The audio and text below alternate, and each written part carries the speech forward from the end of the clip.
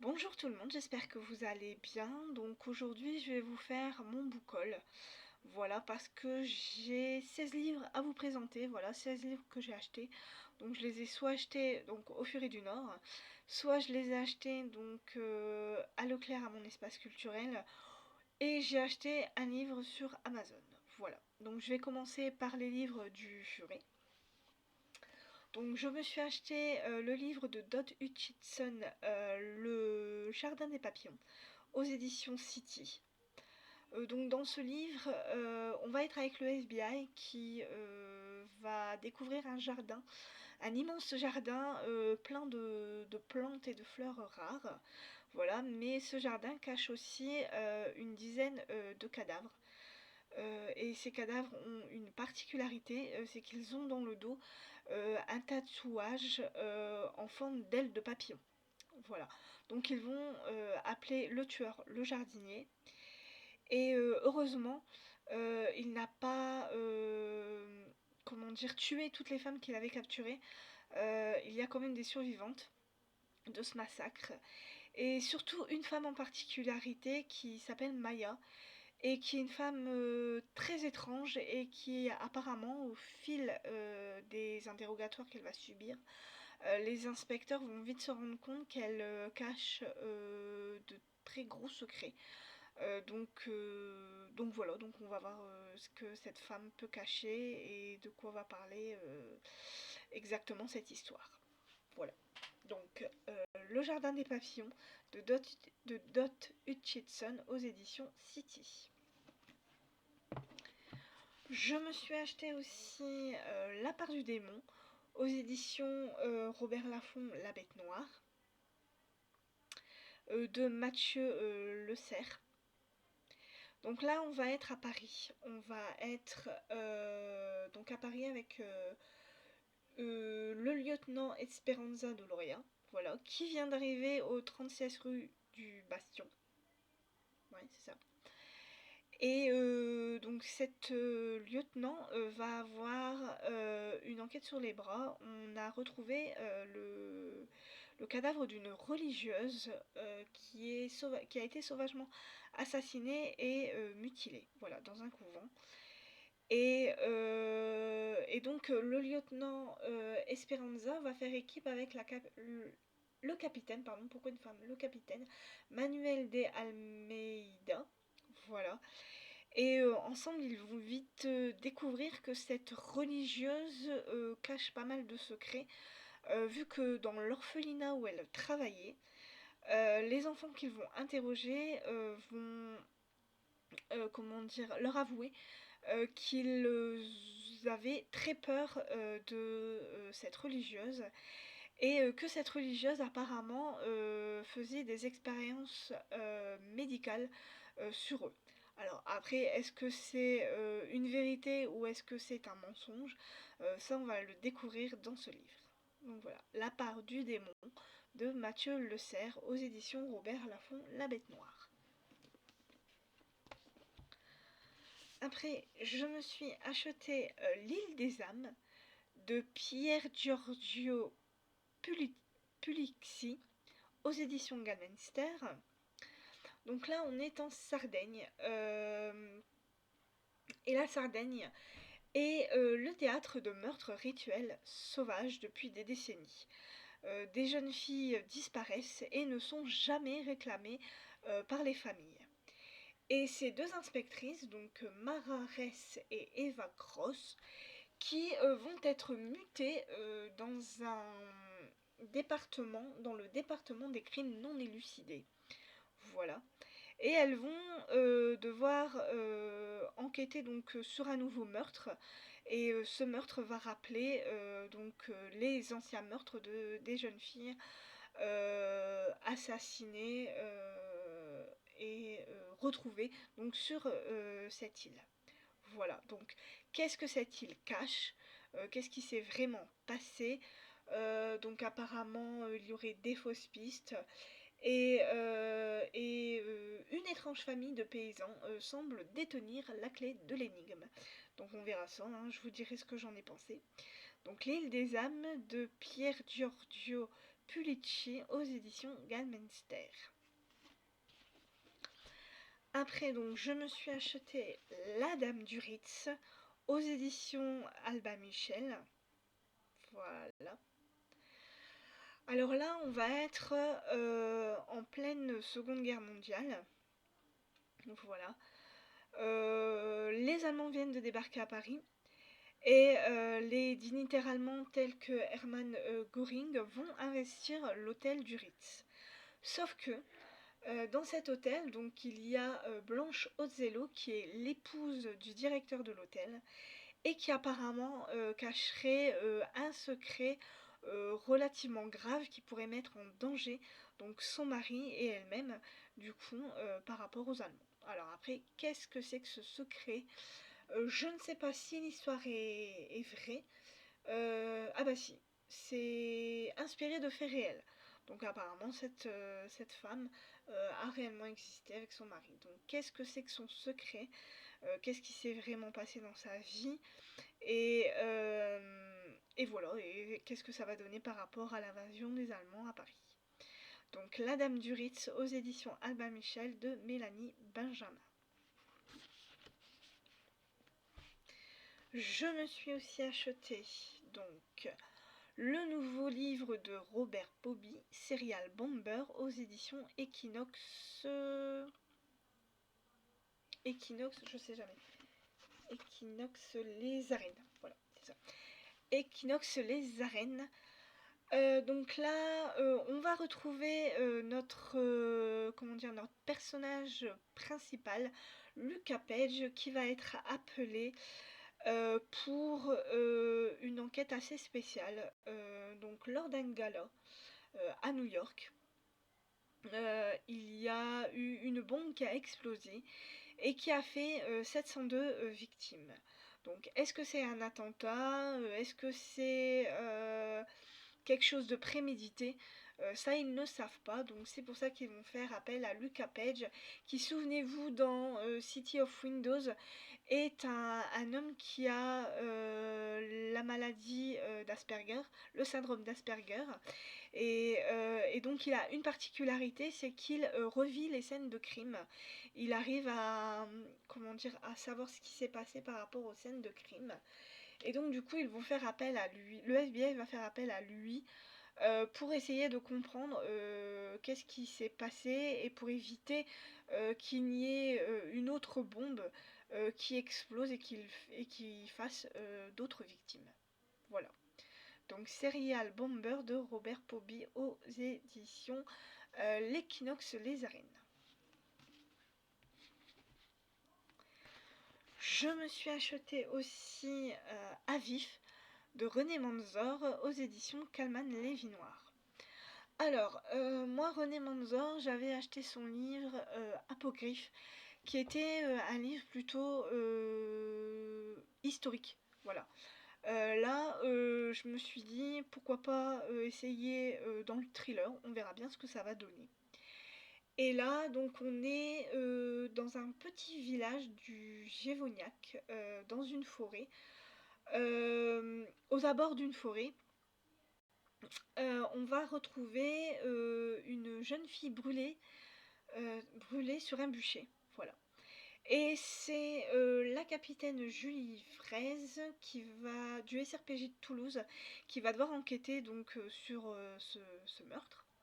Voilà, et elle va devoir faire équipe avec Novak Novak Marek, qui enquête déjà sur d'autres meurtres qui auraient une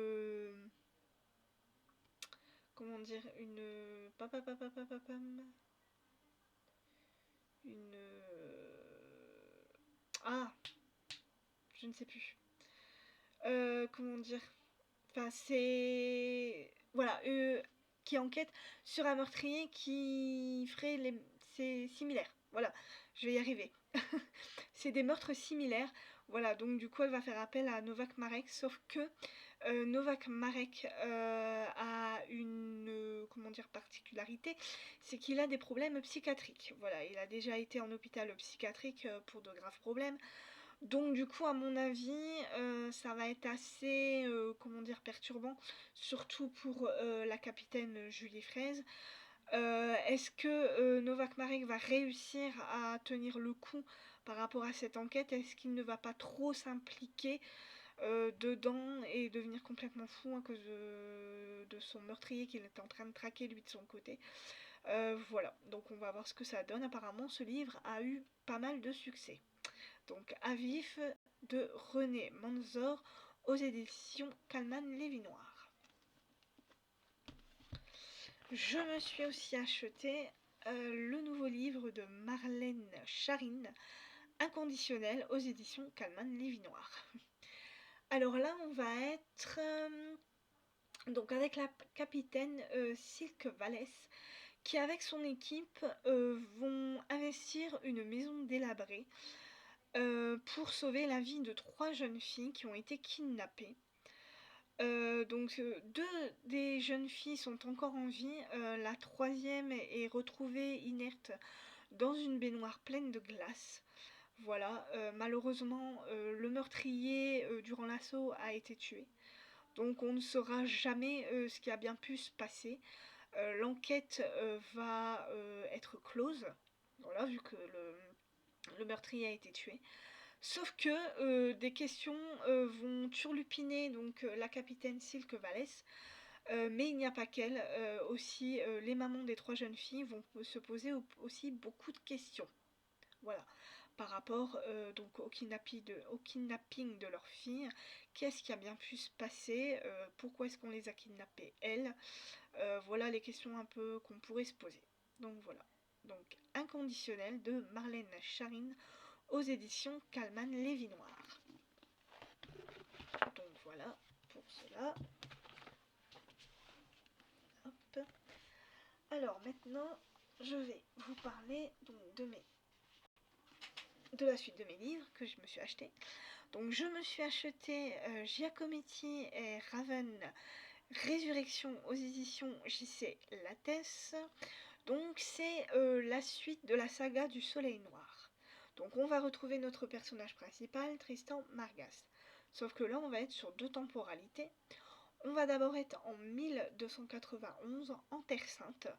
On va être avec des Templiers, enfin un groupe. Voilà, un groupe de Templiers qui va avoir pour mission enfin non, qui va être chargé d'une mission, décidément j'ai du mal. Qui va être chargé d'une mission, voilà, ce groupe de Templiers va être chargé d'une mission. Malheureusement, ils vont être à peu près tous massacrés, sauf un va en réchapper, donc on va se poser la question, qu'est-ce qui s'est passé? Quelle était cette mission top secrète? Voilà. Et on va être dans un deuxième temps en 1943, donc avec notre personnage principal qu'on va retrouver, Tristan Marcas, qui va s'engager dans une nouvelle quête et qui va des châteaux d'Allemagne aux couloirs troubles du Vatican être à la recherche d'un mystère qui le conduira jusqu'aux portes de l'enfer. Donc voilà. Donc Giacometti Raven, Résurrection aux éditions JC Lattès. Je me suis acheté aussi donc L'Ange de Munich de Fabiano Massimi aux éditions Albin Michel. Donc là, bah, évidemment, vous le voyez bien, donc on est en pleine... Enfin, avant, un petit peu avant la Seconde Guerre mondiale. On est à Munich en 1931. On va être avec Angela Robal qui a 23 ans et qui va être retrouvée morte dans un appartement un pistolet. Pistolet, une arme? Un pistolet. Un pistolet Walker à côté d'elle. Donc la première déduction qu'on va en faire, c'est qu'elle s'est suicidée. Sauf que beaucoup d'indices vont nous mettre le doute, vu qu'Angela Robal n'est autre que la nièce d'Adolf Hitler qui, dans notre histoire, va commencer son ascension pour devenir le chancelier, et puis pour bien sûr créer les SS. Voilà. Et donc, du coup, on se pose la question, donc est-ce vraiment un suicide? Ou est-ce qu'on n'aurait pas tué Angela Robal pour, comment dire, pour empêcher Hitler de... Enfin, empêcher l'ascension d'Hitler plutôt. Voilà, c'est ça que je voulais dire. Voilà. Et est-ce que cette mort cache autre chose? Parce qu'il faut savoir que Hitler entretenait une drôle de relation avec sa nièce. Donc du coup, voilà, donc on se pose beaucoup de questions donc par rapport donc soit à son suicide, soit à son meurtre. On ne sait pas trop euh, où on va être amené. Donc voilà. Donc L'Ange de Munich de Fabiano Mazzimi aux éditions Albin Michel. Je me suis acheté le livre de Caril Ferré-Led aux éditions Equinox. Je sais jamais, Equinox, les arènes. Voilà. Equinox, les arènes. Donc là, on va partir en Sibérie, dans le nord de la Sibérie, dans la ville de Norilsk, qui est la ville la plus polluée du monde. Voilà, donc lors d'une tempête, enfin d'un ouragan arctique, voilà, on va retrouver le cadavre d'un jeune éleveur de rennes.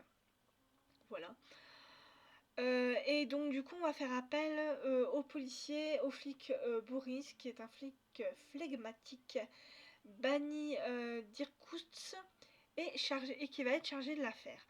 Et là donc ce jeune flic va découvrir dans cette ville de Norilsk une jeunesse qui travaille dans les mines, qui s'évade et aime au mépris du danger. Donc je ne sais pas trop de quoi ça va parler, mais je vous en dirai plus quand je l'aurai lu. Donc Caril Ferré l'aide aux éditions Equinox, les arènes.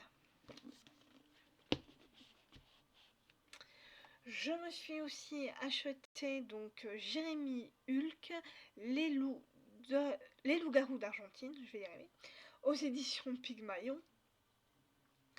Donc là, on va être avec Arnaud Szymanski, qui est un flic émérite, mais qui traverse une très très mauvaise passe et qui a du mal à... Comment dire, qui est un peu sur la sellette, voilà, depuis un petit moment. Et il va apprendre une mauvaise nouvelle, son grand-père vient de mourir. Donc avec ses parents, il décide de déménager la maison, hein, voilà, de faire des cartons, d'emmener les affaires de son grand-père. Sauf qu'à un moment donné, Arnaud va faire une découverte relativement dérangeante, voilà, par rapport à son grand-père. Et du coup, son instinct de flic va le titiller et il va essayer de découvrir ce qui s'est réellement passé, car son grand-père est un rescapé du camp d'Auschwitz. Donc après, voilà, je me doute que est-ce que c'est la vérité ou pas, ça voilà. Donc Les loups-garous d'Argentine de Jérémy Hulk aux éditions Pygmalion. Je me suis aussi acheté donc le nouveau Gir dos Santos, le magicien d'Auschwitz, aux éditions Hervé Chopin. Voilà. Donc là ici, donc comme vous devez bien vous en douter, donc on va être à Prague en 1939. Les Allemands viennent d'envahir la Tchécoslovaquie et Herbert Lévin, sa femme et son fils sont réfugiés donc à Prague. Et malheureusement donc les Allemands débarquent le et Herbert Levin va intéresser donc les Allemands, vu qu'on l'appelle le magicien. Et vu que les Allemands sont vraiment intéressés par tout ce qui est occulte, tout ce qui est mysticisme, du coup il va taper dans l'œil des SS. Et dans un deuxième temps, on va être à Leningrad en 1943.